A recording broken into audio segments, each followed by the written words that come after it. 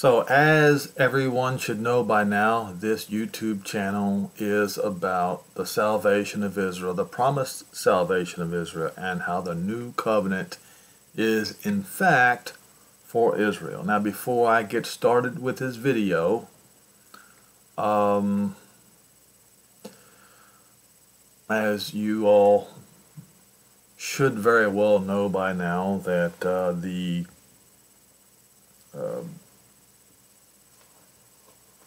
medical and pharmaceutical community make a lot of money off the backs of sick and poor people.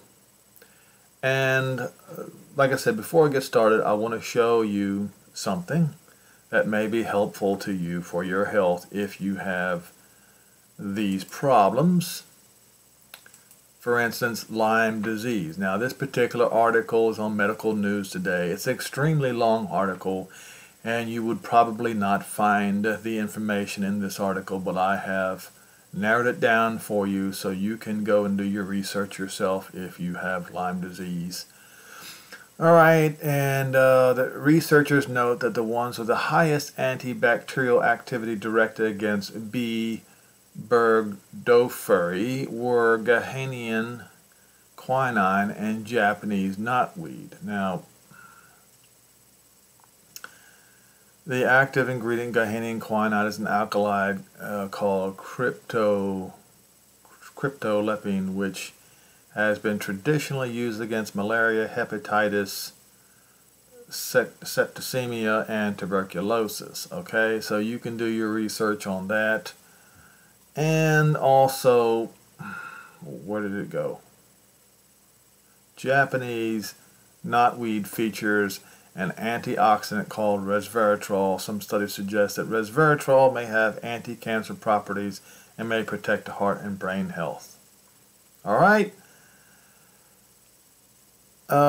These 7 herbs: cryptolepis, black walnut, sweet wormwood, cat's claw, Japanese knotweed, have potent activity against Lyme disease bacteria, especially the dormant, persistent forms which are not killed by the current Lyme antibiotics, says study co-author Professor Ying Zhang. Alright, that's enough of this particular article. I may do this periodically in my videos to promote physical health along naturally and not using, what do you call that? Pharmakeia is sorcery. That is the definition of pharmakeia. So it would be better to turn away from sorcery and learn the methods that were once understood for your health. But we are all going to eventually die. Now, to the subject at hand. Concerning Easter and Ramadan and all these pagan holidays, as they say, what did Paul say about these things? 1 Corinthians 10 verse 14, wherefore my beloved, my dearly beloved, flee from idolatry, image worship. Image worship. You make an image, you bow down and you worship it. Well, this is what Christians do every Sunday, and especially Easter Sunday. That's what you do. How did this happen?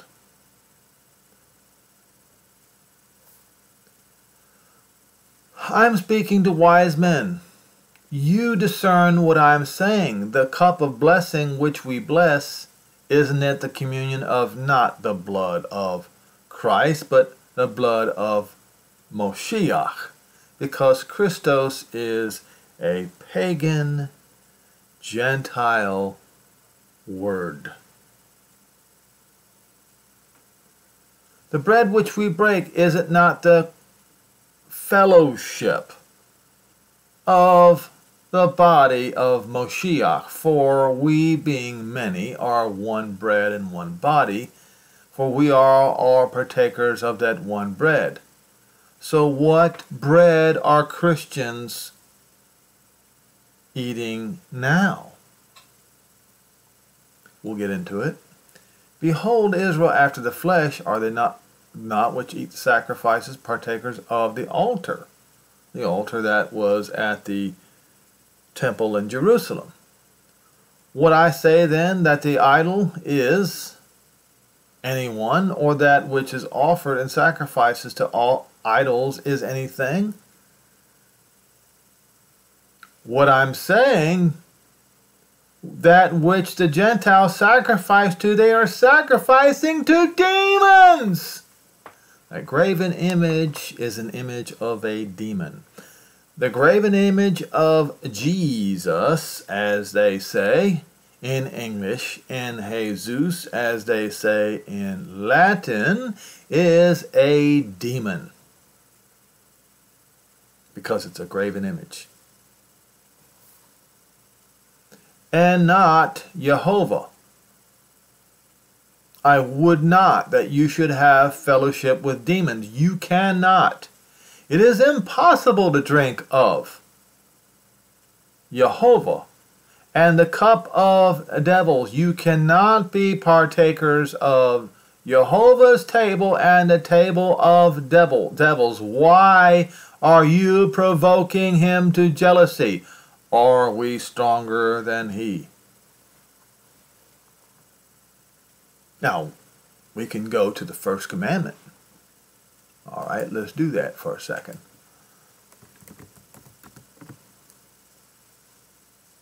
Exodus, is it 20?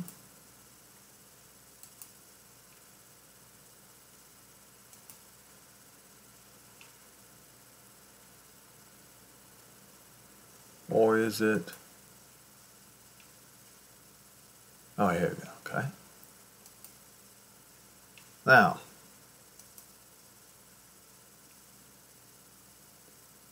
Elohim spoke all these words saying, did he say, I am Lord, the Lord your God? No, he did not say that. And those of you who replace what he called himself,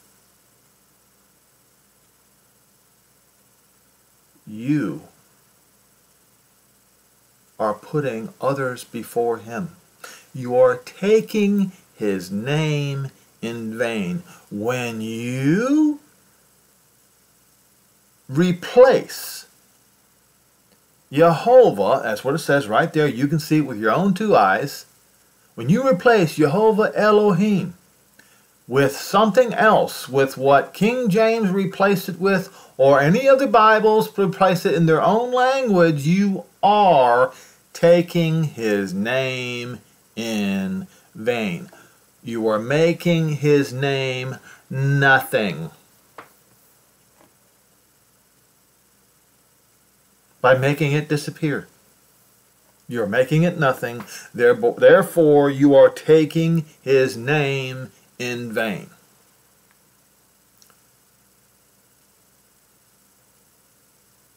Jehovah Elohim, which brought you forth out of the land of Egypt, out of the house of bondage, you shall have no other Elohim before me, or in my face.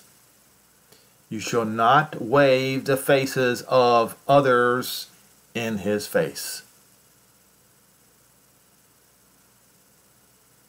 You shall not make unto you any graven image or any likeness of anything that is in the sky above, or is in the earth beneath, or that is in the water under the earth. You shall not bow down yourself to them, nor serve them, for Jehovah, not the Lord, Jehovah Elohim is jealous Elohim, and he will visit the iniquity of the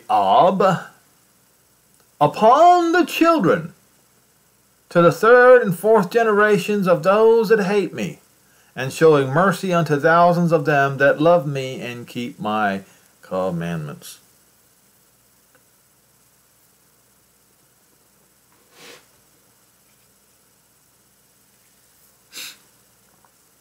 Paul said these graven images are demons. Are you going to provoke him to jealousy? Is that your plan? Look, he said this. Let me bring it up again. Is a jealous Elohim, and he will visit the iniquity upon the children unto the third and fourth generation of them that hate me. Okay? Now,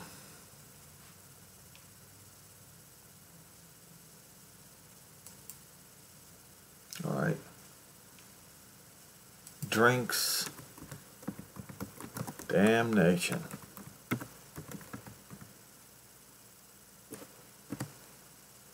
Let's see if I can pull it up. All right, 1 Corinthians 11:29.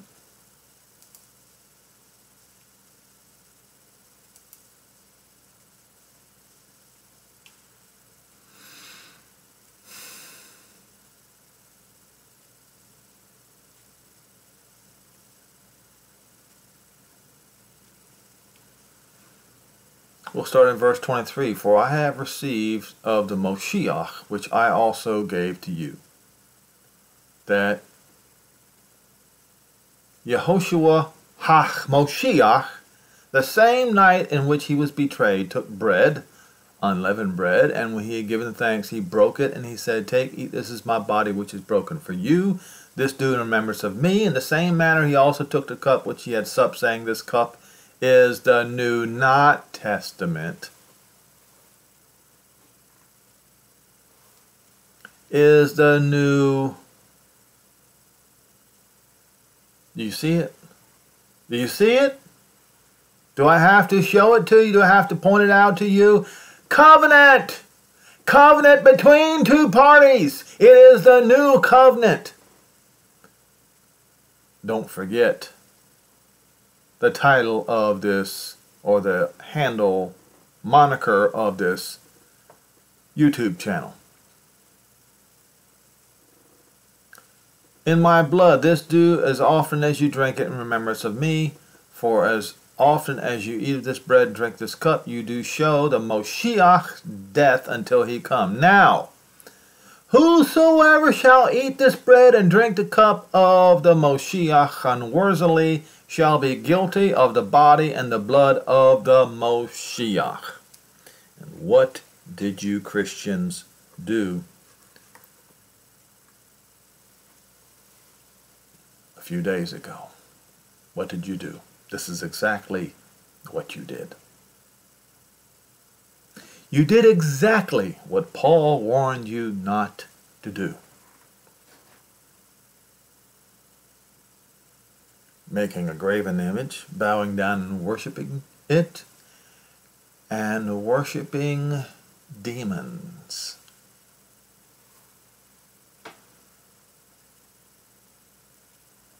All right?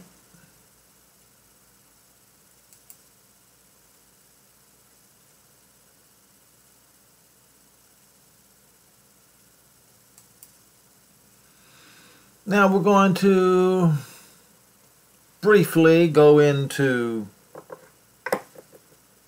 this graven image. You Muslims, you do the same thing. I'm calling you Muslims out too. This graven image, that's what it is. Would you like to know its history? Now, I will play just a short clip of this YouTube video, okay, and then I'm going to go to Acts 19, and you're going to find out what this graven image actually is. I hope you're ready for it.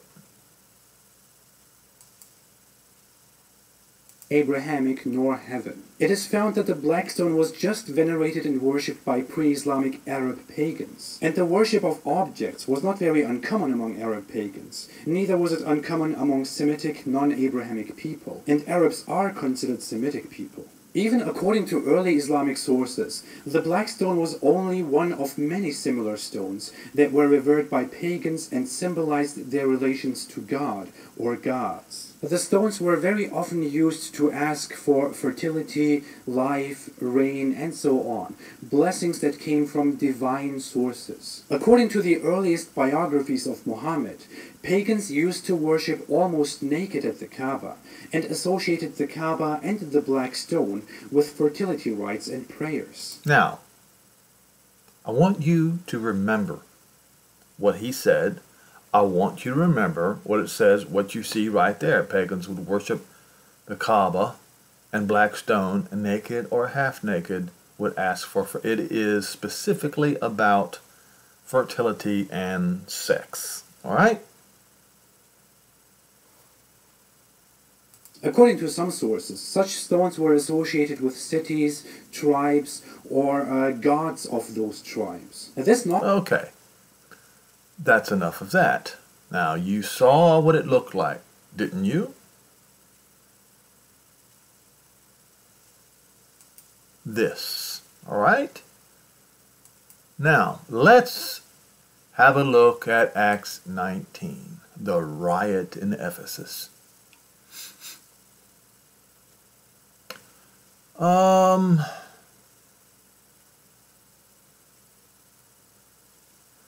We will start in Acts 19 and verse 8. And when Paul went into the synagogue and spoke boldly for a space of 3 months, disputing and persuading the things concerning the kingdom of Jehovah, not God. If you haven't learned where the term God came from, you need to look it up. G-A-U-T. It is a foreign idol. But when a certain one was hardened and believed not, but spoke evil of that way before the multitude, he left them and separated the disciples, disputing daily in the school of one Tyrannus. And this continued by the space of 2 years, so that all they which dwelt in Asia, or Asia Minor, heard the word of Yehoshua HaMoshiach, both Jews and Greeks.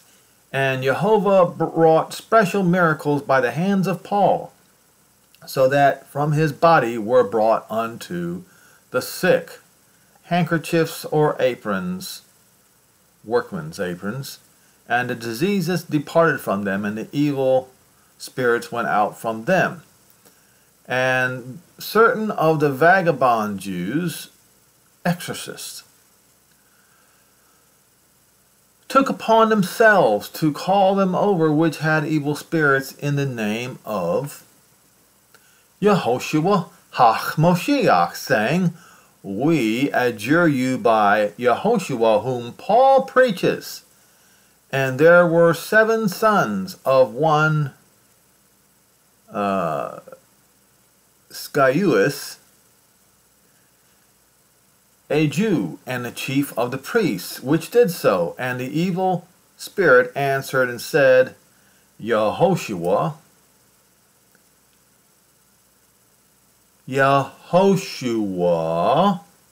not Jesus,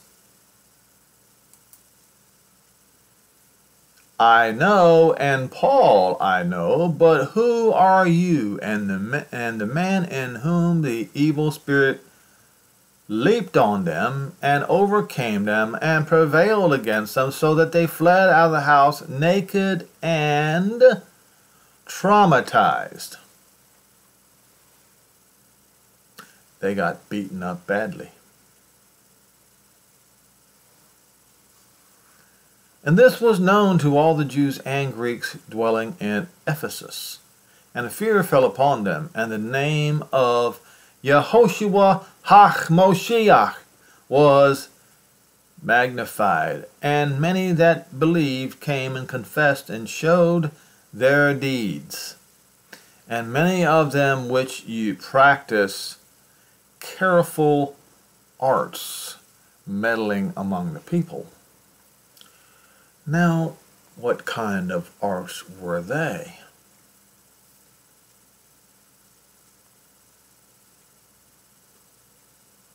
Medical arts. And brought their books together and burned them before all men. They counted the price of them and found it to be 50,000 pieces of silver.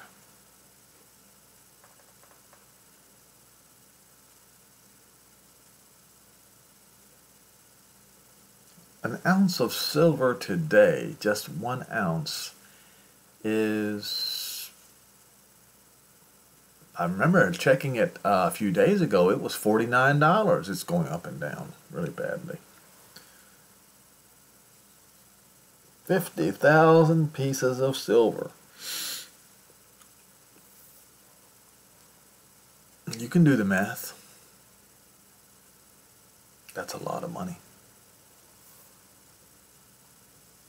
So mightily grew the word of Jehovah and prevailed. And after these things were ended, Paul purposed in the Ruach, where he passed through Macedonia and Achaia, to go to Jerusalem, saying, I have been there, I must go see Rome. So he sent into Macedonia 2 of them that ministered unto him, Timothy and Erastus, and he himself stayed in Asia for a season. And at the same time there arose no small stir about that road, that area. For a certain man named Demetrius, a silversmith, who had made silver shrines for Artemis. You see, they say in English Diana or Diana.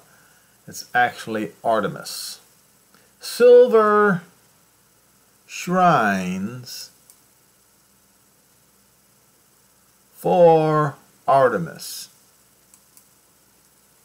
Remember what they were doing in front of the black rock encased in silver? Silver shrine to a female, a goddess, as they say.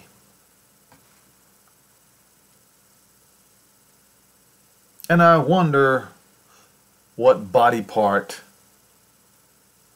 that is supposed to represent. I'm sure those of you who are watching now are wise enough to figure it out.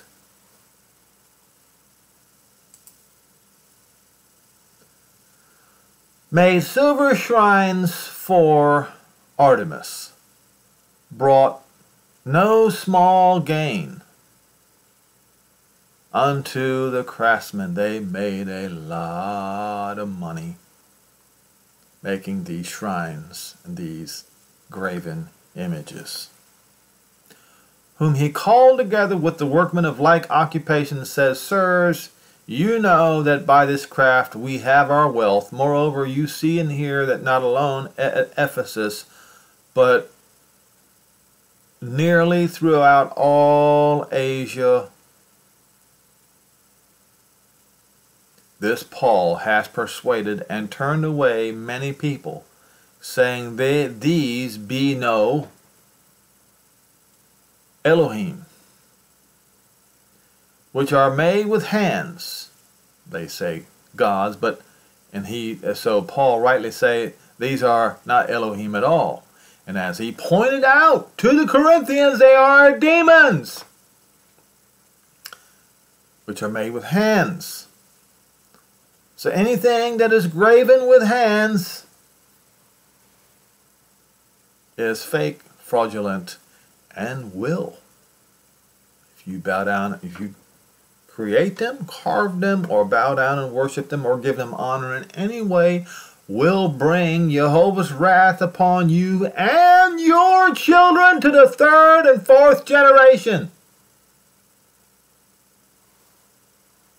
So that not only is our craft, our livelihood in danger and fixing to be turned to nothing, but also that the temple of the great goddess Artemis should be despised and her magnificence should be destroyed, whom all Asia and the world over worships.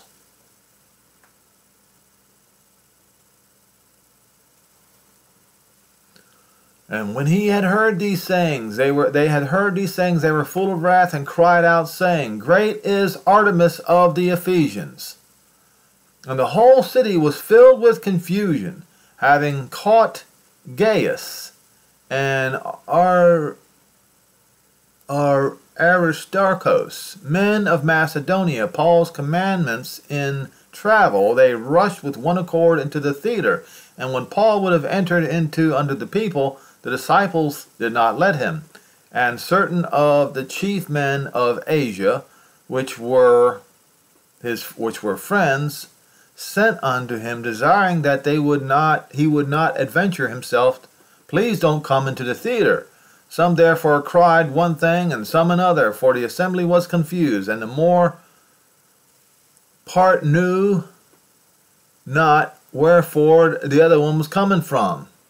They probably started trampling each other. And then they drew Alexander out of the multitude, and the Jews putting him forward, and Alexander beckoned with by hand, and would have made his defense unto the people. But when they knew that he was a Jew, his name was not Alexander if he was a Jew. Alexander is not a Hebrew name. So you see what they did here? I'll get to that in a minute.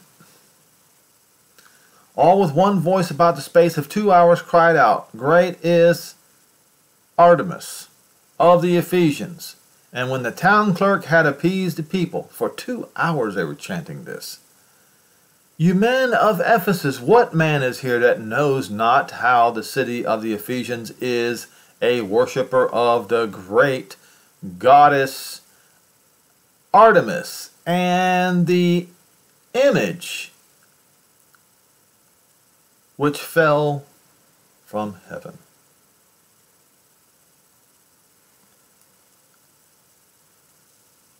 The Muslim black stone was not given to the Muslims was not given to Abraham by Gabriel. No. It was a meteor piece that fell from the sky, and these demon worshippers encased it in silver to make it look like a female body part and worshipped it before there was such a thing as a Muslim.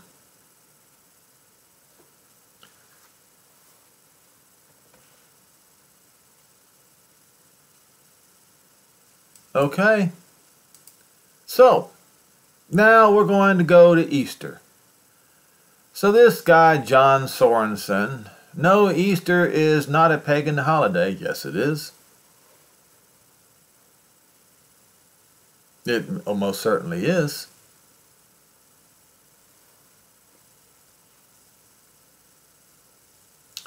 There is a popular image that makes its rounds on social media every year, claiming that the Christian celebration of Easter finds its roots in the more ancient celebration of the Germanic goddess Eoster, also known as Ishtar. The text in graphic reads as follows. This is Ishtar, pronounced Easter in English, but Ishtar in German. Easter was originally the celebration of Ishtar, the Assyrian and Babylonian goddess of fertility and sex. Sound familiar?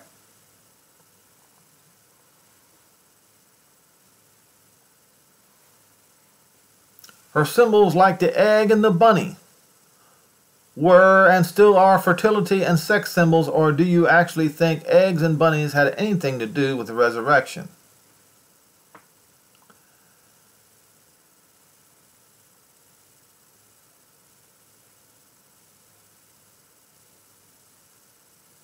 Where was that about fables? I'll have to get back to it. After Constantine decided to Christianize the empire, Easter was changed to represent Jesus. But at its roots, Easter, which is how you pronounce Ishtar, is all about the celebrating of fertility and sex. Now, what did Paul just say?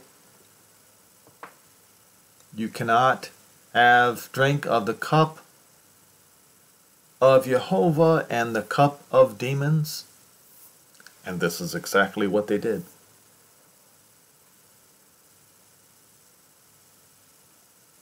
That's exactly what they did.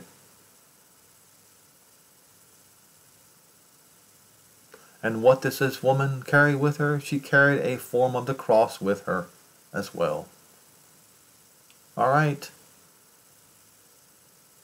So he says that Paul said, test everything and hold fast what is good. Test means you need to study what you're doing and to see if it is backed in truth or falsehood. Didn't I just do that right now? Didn't I just show you how to do it? Why don't you then go and do it? When it comes to this Easter claim, we can conceive. Now remember, this is Catholic Answers. So this guy is trying to deny something that can't be denied.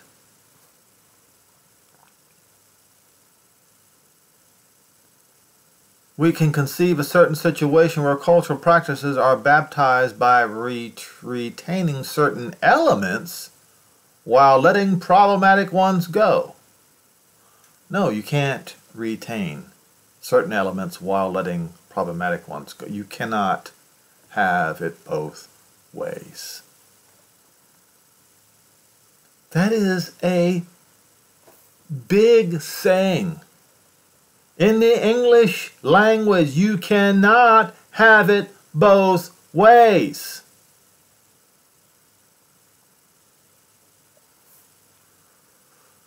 If that were the case in Easter, it wouldn't be a big deal, just that isn't a big deal when we find it elsewhere. No, it's not a big deal at all, is it? Really? If the original custom was about celebrating fertility and sex, it certainly is not about it anymore. Really? Really? It's all about the resurrection of our Lord, as he claims is Jesus Christ, which you just got shown that Jesus Christ is no Lord, but Yehoshua HaMoshiach is the Messiah. Any Catholic will tell you that. So this is how the Catholics, which is the foundation of the rest of Christianity, this is how they view it. So we just take a piece of one and remove it, and then you keep it and you call it something else. Trans-religionism. Which is why we have this today in society. Bud Lite. You have a female who is Bud Light's vice president of marketing, discussing in recent interview how she was inspired to update the fretty and out-of-touch humor of the beer company with inclusivity. Inclusivity with what? Well, just as a male cannot be a female, rabbits cannot lay eggs. I told you, I warned you about trans-religionism would lead to transgenderism. And they would never be happy with just flaunting foolish transgenderism. No, it gets worse. So, this female promotes men dressing like and acting like women claiming to be women. All right?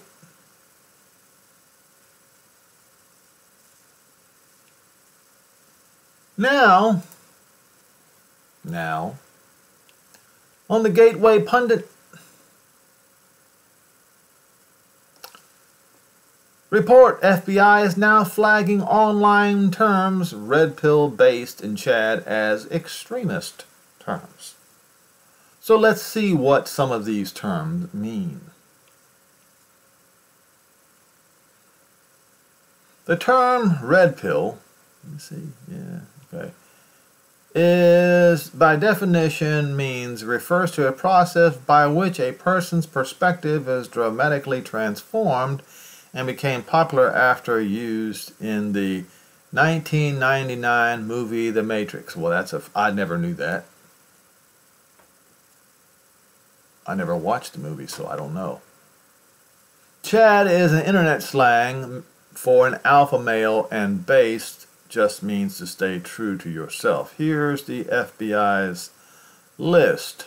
I might open it in another tab just to see what it shows and keep this here.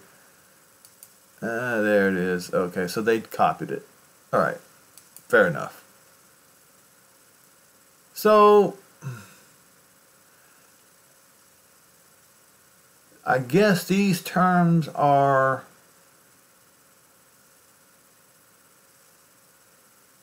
extremist terms, is what they're saying.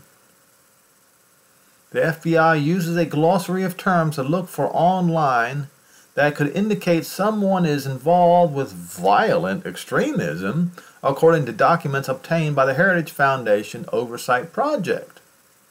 Alright, so they are lumping up terms like red pill, MGTOW,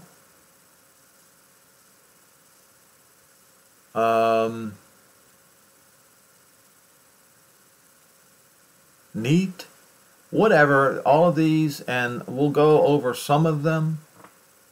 They're lumping them with terms that white supremacist Nazis use, which I find very interesting and actually insulting.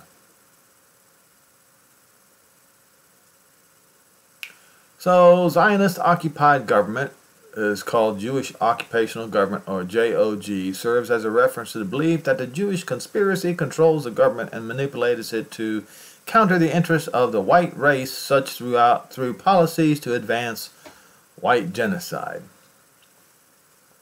Blame the Jew. Blame the Jew for everything. That's what they're doing. Okay? And of course they have white genocide here. Siege culture, a term used to describe ideological and operational themes advanced by adherents to James Mason's siege. I don't know anything about that. Individuals who adopt these ideas are often said to have siege pilled. Shoed, a Hebrew term for the Holocaust. RMVEs. What is an RMVE? That's how ignorant I am. Sometimes adopt the term to make light of the Holocaust in an anti-Semitic context to describe the deletion of their social media accounts. Oh, that's the first I've heard of that. Okay, in the context red pill, in the context RMVE ideology, taking the red pill or becoming red-pilled indicates the adoption of racist, anti-Semitic, or fascist beliefs. What?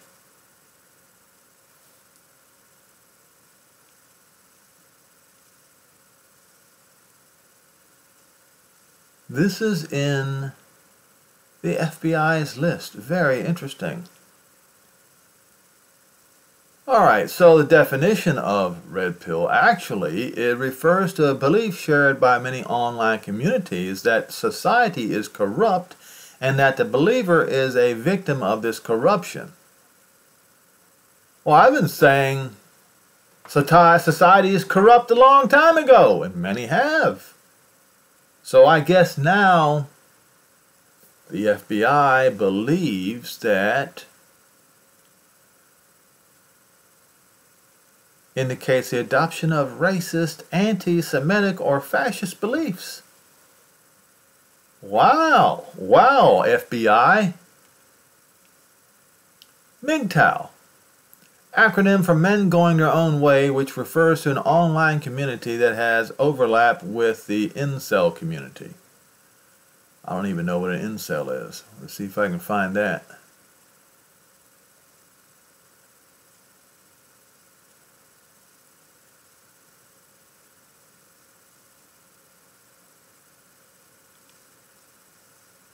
I guess I have to go and Google what an incel is because I have no idea what that is. Incel.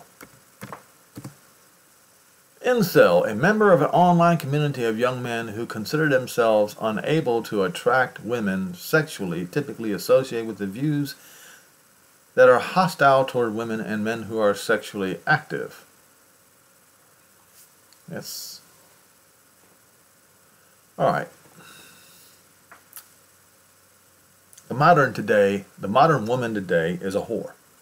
All right. Now, in old times, when, as they say, the patriarchy was in power, or as when men were in power, women were under subjection of the men, therefore, a young woman could not marry a young man at her own accord. She had to have her daddy's permission. In fact, even before that, the daddy would betroth her to a man. Now, in the Torah of Moshe, only if she insisted on not marrying that particular man could she get out of that arrangement. But she could not choose a mate for herself. Her daddy did. That's the way it is supposed to be. Now, I wonder what they would call me. Now, I can't be described as an incel because for the most part, in my younger days, I didn't chase women, they chased me. I was a good-looking young fella.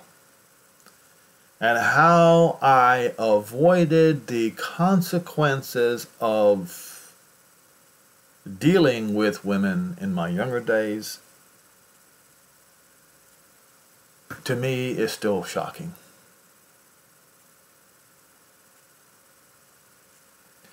Escaping that was a blessing, because if you don't escape it and you are trapped in the system,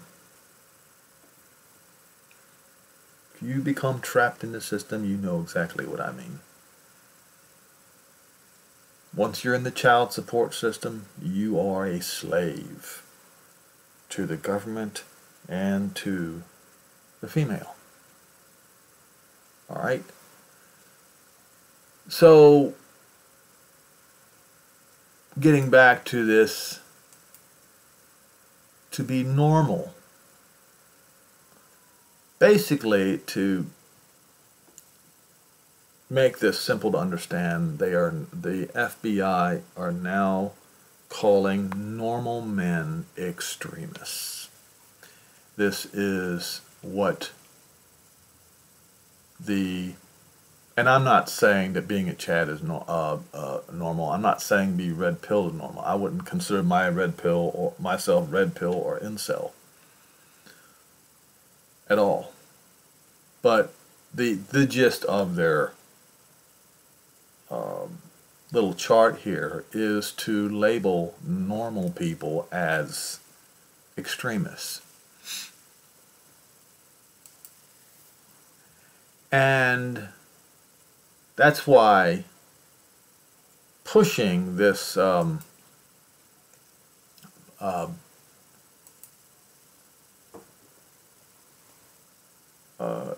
trans nonsense is not enough for them. They're not going to be happy until everyone adopts it. This is demonic. This is the result of worshiping demons. Okay? And proof of that would be in Romans, I believe it is in Romans chapter 1. I think.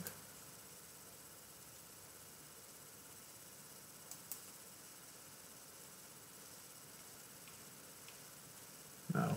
Oh, yeah, yes. It's Romans 1. All right. For the wrath, verse 18, we begin, the wrath of not God, not Deus, but Jehovah, will be uncovered, revealed from the sky against all unrighteousness of men who held the truth unrighteously. And I have just given you a couple of examples, because that what may be known of Jehovah is manifest in them which Jehovah has showed unto them. The invisible things of him from the creation of the world are clearly seen, being understood by the things that are made, are created by his eternal power and supremacy. Not Godhead, supremacy, so that they are all without excuse, because that they at one time knew Jehovah, they refused to glorify him as Jehovah, not as Theos, you see. And this is a primary example right here. King James Version is a glaring example of they knew, but they did not glorify him. They took his name in vain. They tried to make his name disappear, just like they tried to make the name of Israel disappear and put the name Palestine over there instead. They did the same thing with Jehovah's name. And he said in the very first commandment what would happen if they took his name in vain. Neither were they thankful, but became vain in their imaginations. Yes, with your bunnies and Easter eggs. And it got worse. And their foolish hearts were darkened. It got progressively worse. Professing themselves to be wise, they became fools. They changed the glory of the uncorruptible Jehovah into a graven image made to the corruptible likeness of a man, and they bowed down and worshipped it on Easter. And to birds and four-footed beasts and creeping things, the dragon too.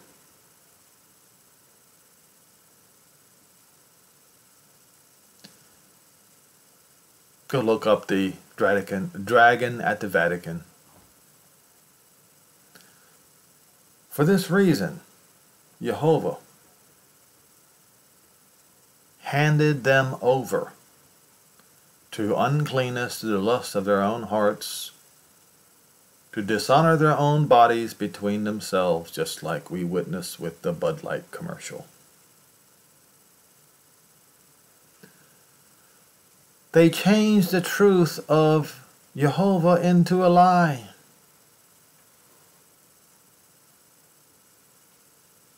They started with his name, and the end result is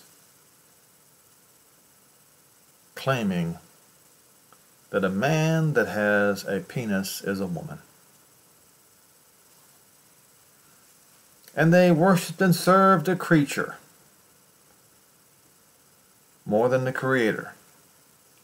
For this reason, Jehovah handed them over to vile affections, which is what the end result, what we see here today.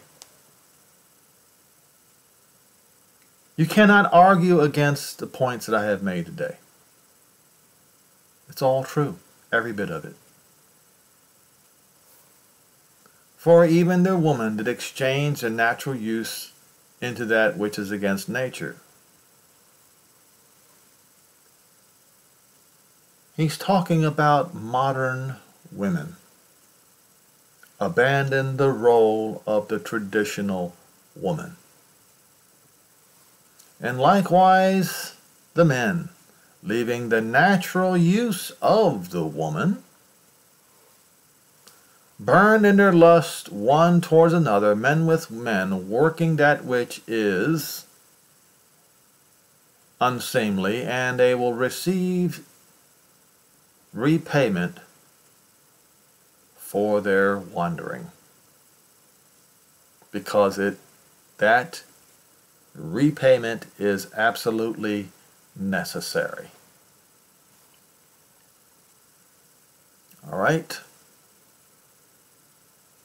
Even as they did not like to retain Jehovah, and they replaced it with God, in their knowledge, Jehovah, not God, gave them over to a failing the test. You failed the test. Like Cain failed the test. Understanding. To do those things which are not proper. See, it doesn't say convenient, it says not proper. Being filled with every unrighteousness, fornication, wickedness, covetousness, maliciousness, full of envy, murder, debate, or strife, not debate, strife, deceit, malignity, whisperers, backbiters, hating of Jehovah, just like I showed you in Martin Luther's thesis, his horrible hatred of Hashem Mephorish. Despiteful, proud boasters, inventors of evil things like nuclear weapons. Disobedient to parents. Parents can't even discipline their children anymore. They're not allowed. Without understanding, truce breakers, without natural affection, implacable, merciless, and cruel, who knowing the judgment of Jehovah, not God, that all who commit these above things are worthy of death. They not only do what they do, but they insist on others to join in their sin. This is the world. This is the end result, folks. This is what we see right now around us, is the end result. And don't pretend you don't know what I'm talking about. How it started with a little leaven, and it leavened the whole lump. It did.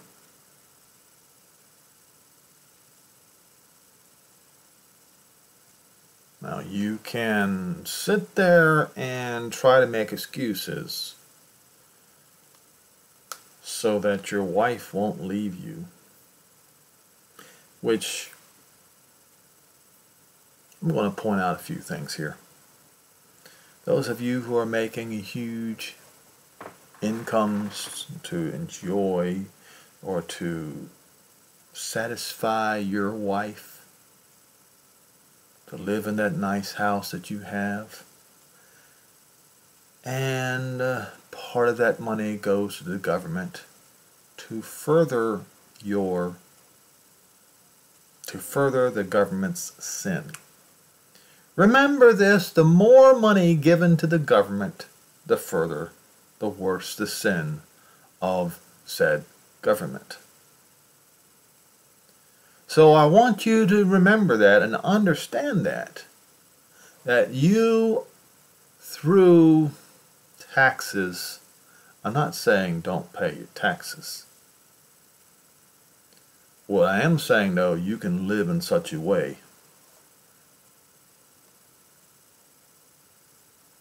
to reduce your tax rate.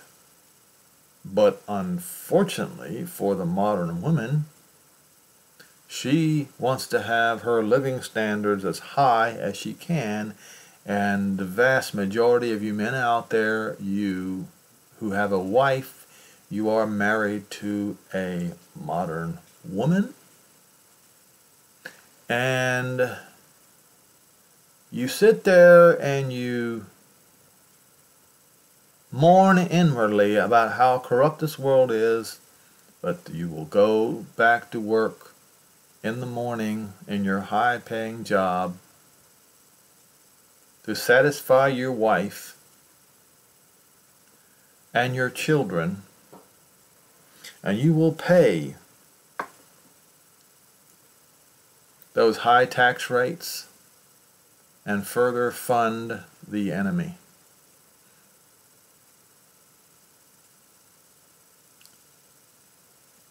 And you do not realize that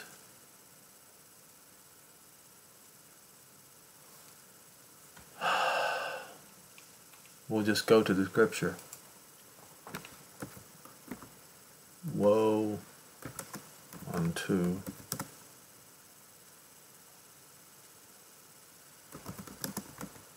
not sure if it's worded this way. I don't think it is. I have to go find it.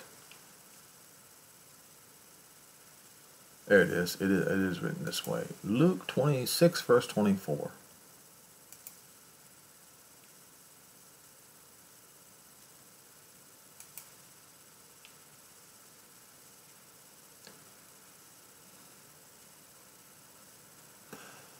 But woe unto you who are rich, because that is your consolation. If you are rich today, that is your consolation. There is no consolation in the after part. Woe unto you that are full, for you shall be hungry.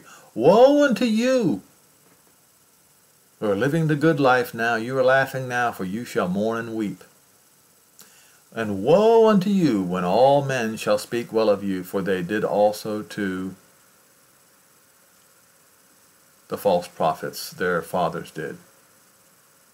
Now, to those of you who are poor and do not live, are not a part of the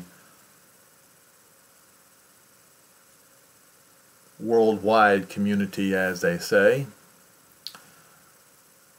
blessed are you who are poor, because yours is the kingdom of Jehovah.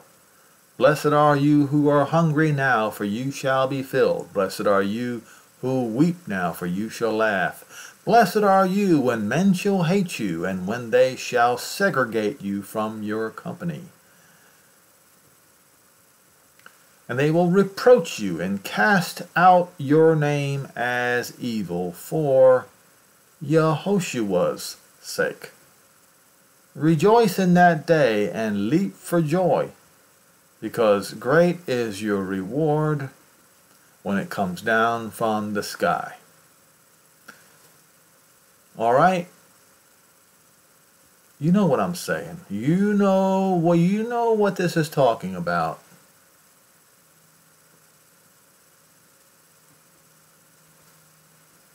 Father and mother. Hold on.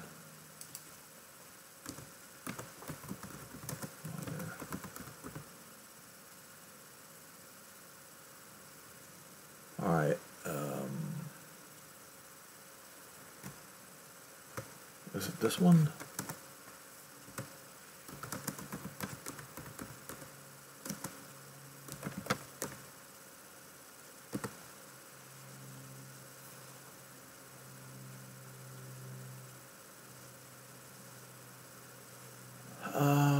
Okay, forsake.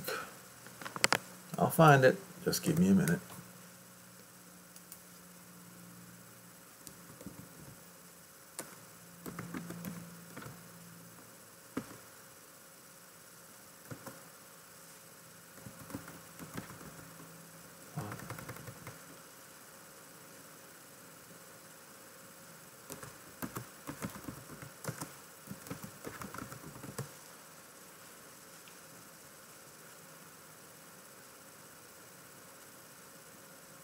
It's probably in this one right here, but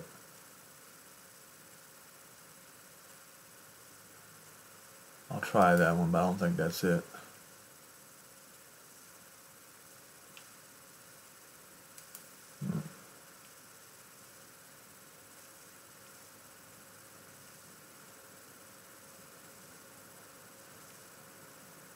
It's not about peace but division, I don't think. Alright, I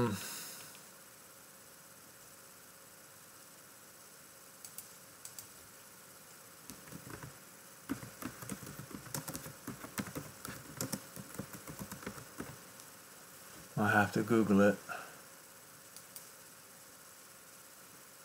Alright, here we go.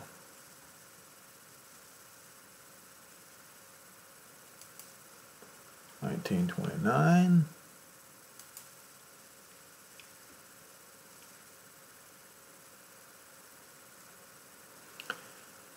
Then answered not Peter, but Cephas. Cephas, not Peter. I did a video on that proving to you. His name was Shimon, and Yehoshua gave him the name Cephas. And his, what was his name originally? Shimon Bar Jonas. Spoke unto them, saying, We have forsaken all and have followed you. What shall we have? And Yehoshua, not Jesus, Yehoshua, said unto them, Verily I say unto you, that you have followed me in the regeneration, the renewal of Israel, when the Son of Man shall sit in the throne of his glory. You shall sit upon 12 thrones, judging the 12 tribes of the Israel, not the church.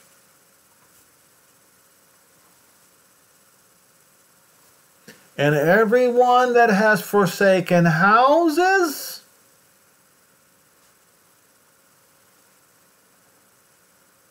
I hope you're listening, folks, because one way or the other, you're going to have to do it the easy way or the hard way.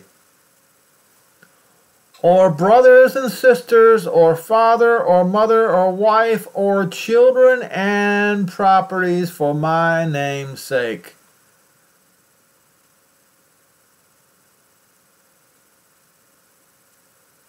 So if you've had to forsake any one of these, or all of these, for his name's sake, his real name's sake, Yehoshua, shall receive 100-fold and shall inherit everlasting life. Alright? You know, don't try to weasel your way out of the truth. Don't try to justify propping up the sodomite governments of this world. Sodom and Gomorrah is where we live. I got a few more things to say, a few more words to say. Remember Lot's wife.